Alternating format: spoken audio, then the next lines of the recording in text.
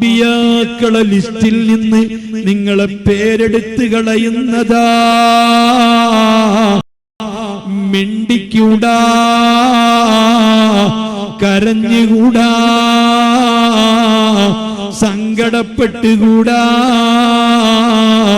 സക്കരിയാ നബി അലൈഹിസ്സലാത്തു വസ്സലാം തന്റെ മൂർധാവിൽ കൂടി വാളിന്റെ പല്ലുകളങ്ങി കയറിയപ്പോൾ മിണ്ടിയില്ല. രണ്ട് പിളർപ്പാക്കി തന്നെ പിളർത്തിയിടുകയാ. ആഖിർ സമാനിലെ മക്കളെ, മുഹമ്മദ്മാരെ, റിയാസുമാരെ, ചെറുപ്പക്കാരാ, 5 വഖത്ത് നിസ്കരിക്കാൻ പ്രയാസമുള്ളവരെ, പള്ളിയിലേക്കൊന്ന് സുബഹി സമയത്ത് ജമാഅത്തിനെത്താൻ പ്രയാസമുള്ളവരെ, പടച്ച റബ്ബ് നിഷിദ്ധമാക്കിയ ഹറാമാക്കിയ കാര്യങ്ങളെ തൊട്ട് ക്ഷമിക്കാൻ കഴിയാത്തവരെ, ചെയ്തുകൊണ്ടിരിക്കുന്ന തോന്നിവാസങ്ങളിൽ നിന്ന് ഒന്നുപോലും നിർത്തിവെക്കാൻ കഴിയാത്ത ക്ഷമയില്ലാത്തവരെ, സക്കരിയാ നബി മിണ്ടിയില്ല. അല്ലാഹു പറയുന്നു, അം ഹസിബതും അൻ തദ്ഖുലുൽ ജന്നത വലമ്മാ യഅതികും മസലുൽ ലദീന ഖലൗ മിൻ ഖബലികും. ഇതുപോലെ എന്തെങ്കിലും ഒരു എക്സാമ്പിൾ നിങ്ങളുടെ ജീവിതത്തിൽ അനുഭവിക്കാതെ സ്വർഗ്ഗത്തിലെത്താമെന്ന് കരുതുന്നുണ്ടോ? 30, 40, 50, 60, 70 വയസ്സുള്ള സഹോദരങ്ങളോട് നിങ്ങൾക്ക് പറയാനുണ്ടോ? അല്ലാഹുവിന്റെ ദീനിനു വേണ്ടി ഇന്ന ത്യാഗം ചെയ്തു എന്ന് പറയാനുണ്ടോ? ഇന്ന വേദന സഹിച്ചു എന്ന് പറയാനുണ്ടോ? ഓർക്കുന്നുണ്ടോ? പണ്ഡിതരിലുണ്ടോ? സാധാരണക്കാരിലുണ്ടോ?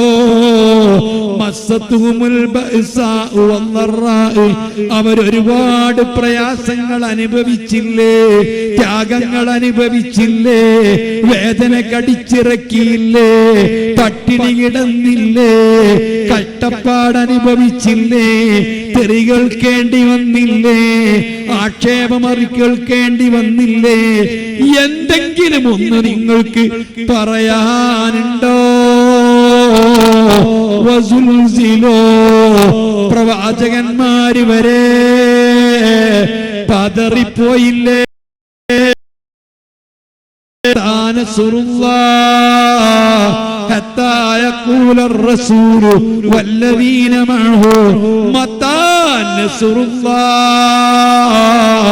അല്ലാഹു പ്രത്യേകം അനുഗ്രഹിച്ച പ്രവാചകന്മാര് വരെ പറഞ്ഞു പോയി, മുഅ്മിനീങ്ങൾ വരെ പറഞ്ഞു പോയി, മത്താ നസ്റുല്ലാഹ്,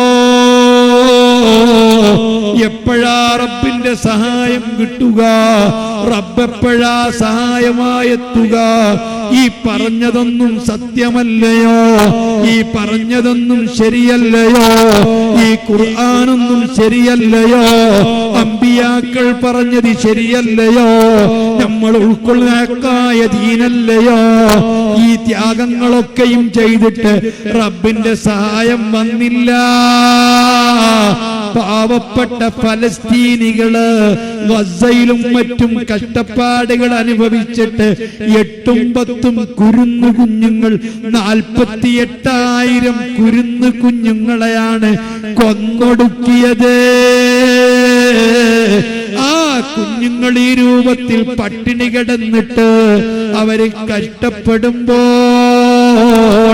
അതേ മനുഷ്യപ്പറ്റുള്ള രാഷ്ട്രങ്ങളിൽ നിന്ന് വരുന്ന ട്രക്കുകൾക്ക് മുമ്പിൽ ഇസ്രായേലിന്റെ ജൂതപ്പട കൊടിയും പിടിച്ച് സമരം ചെയ്ത് വണ്ടി തിരിച്ചു പോകാൻ, ഭക്ഷണത്തിന്റെ പൊതിയുമായി തിരിച്ചു പോകാൻ ഗസയിലെ പാവപ്പെട്ട ഉമ്മമാരെ, പാവപ്പെട്ട ഉപ്പമാരെ അറിയുമോ? ഒരു ചെറുപ്പക്കാരനടുത്ത് പറഞ്ഞില്ലേ, എന്റെ അടുത്ത് മെൻസസിന് ഉപയോഗിക്കുന്ന 6 പേടുകളുണ്ട്, ഈ 6 പേട് തരാ, ഗോതമ്പ് മാവ് തരുമോ?